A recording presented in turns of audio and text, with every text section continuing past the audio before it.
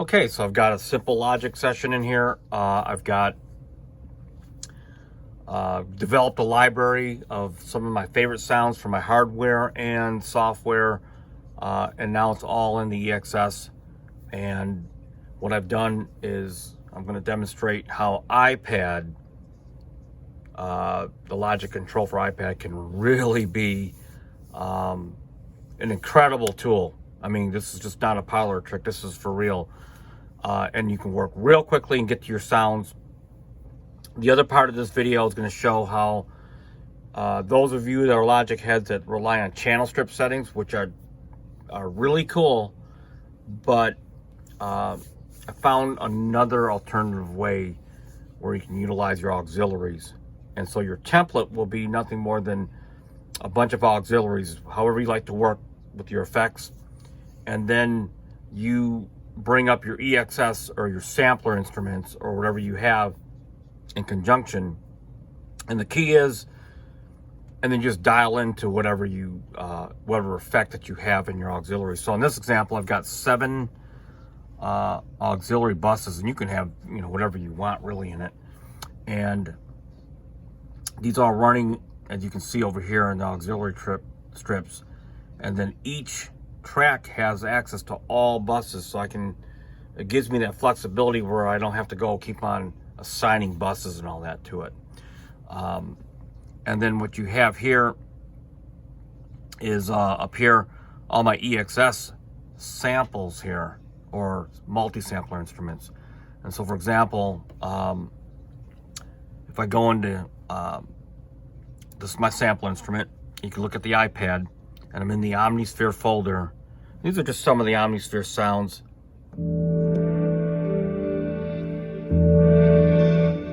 Right?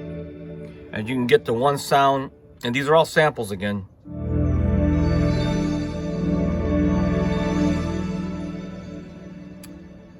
You know, and I have these in folders, so in the synth folder, and then here's my different, this is just how I decided to categorize everything.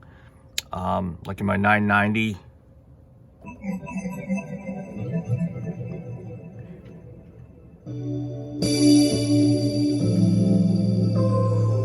these are again all my samples in here.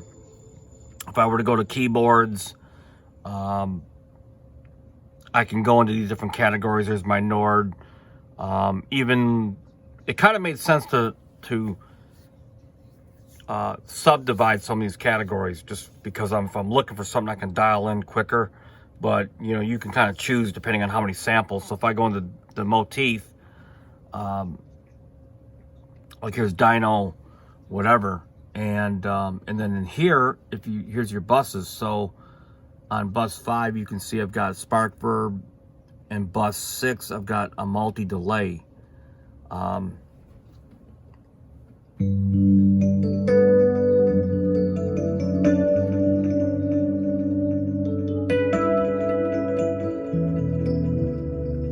again, what's the beauty behind it is you can dial in whatever amount of effect you have in any combination of your bus routings, which is the beauty behind this.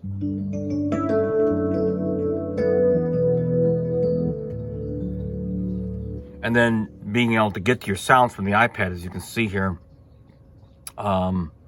Here's a sound called Tonight from the Yamaha motif.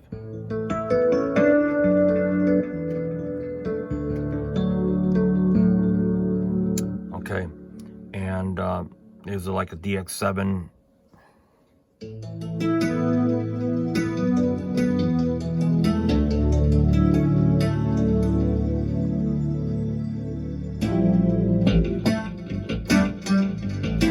Right, and what you can see is, like, if I do a multi setup like you're seeing here, and I go from, you know, one track to another, which I go to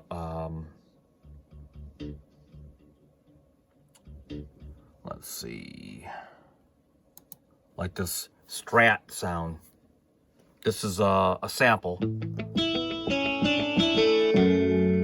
like I said, I could do a channel strip setting, but in this case, I got the flexibility to be able to dial whatever I want in. So like my rhythm guitar is on bus 4, and I just dial it in.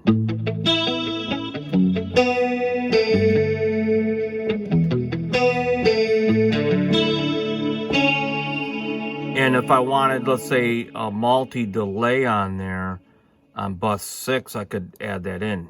Here's a delay.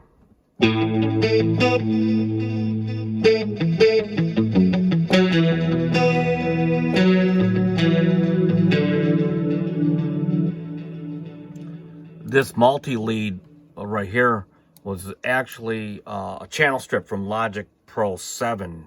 Goes way back. And I could bring it up as a channel strip.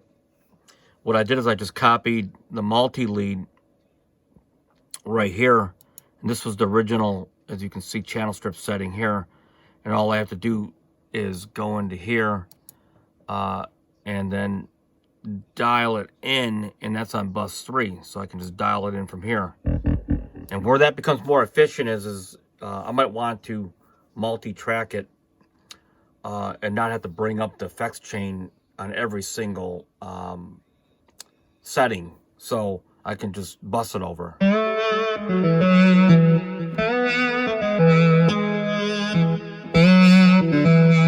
So it takes the redundancy of the juice that it would take to run all that. So a lot of this is really workflow, but it's also majorly custom. So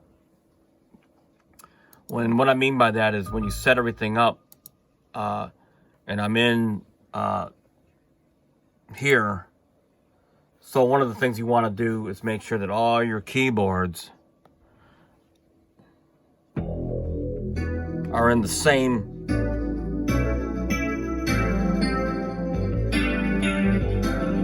So if I go to here and I go to here,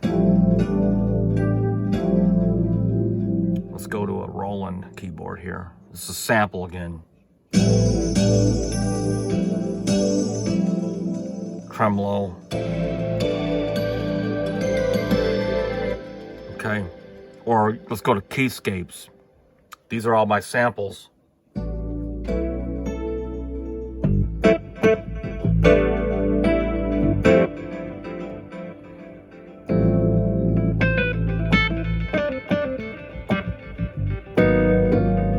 And so what you can see is all my keyboards are in the same octave. So you can customize your setup so that you can make sure that everything is all interchangeable. So that one piano's not an octave down and up. Even though you can change it through MIDI, you just tailor your library so that it's just faster to use and more universal. And I can get to these sounds really fast. Instead of going to keyscapes and then Omnisphere and then UVI, these are my samples.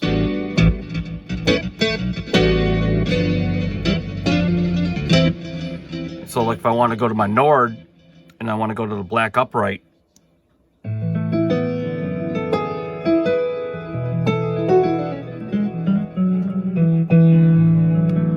right? And so even my custom sounds that I, layered, multi-layered from many, many different sources, now they're here and I don't have to worry about trying to recreate it.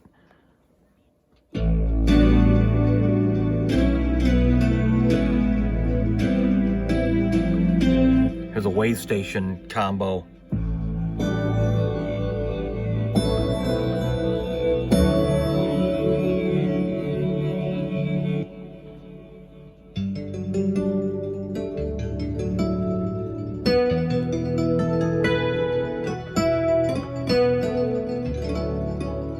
Which is just fantastic. And I mean, I can bring up the drums.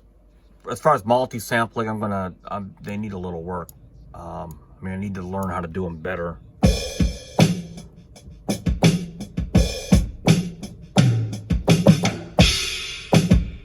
That's kind of how those work. But I can go in between. Here's a Superior kit.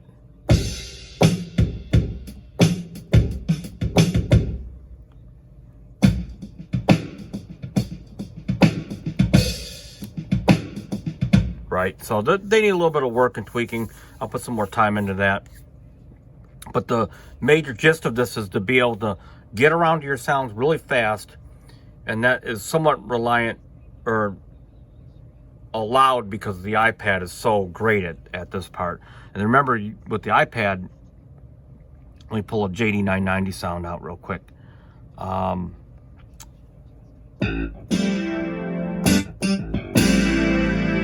Okay, and so this is an example of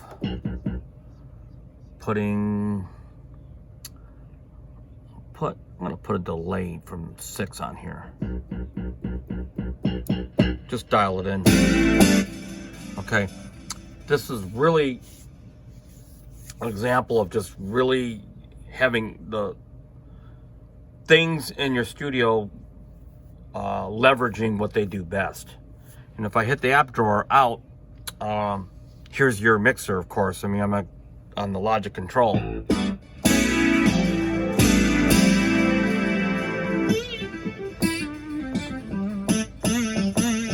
And then, then you can hit the drawer and you're back into your sound palette. And it's just really cool to be able to pull your sounds up so quick. Actually, that sound here actually needs to be transposed up because I want to try to create that standard of everything being on the same octave, right? So I'm going to save that right there. The next step is to try to get everything at 0 decibels, real close. Everything gain stage properly, but that shouldn't be hard. So hopefully this gives you an insight of what you can actually achieve if you put your own personal touch into this style of workflow, and so on and so forth. So until next time, peace out.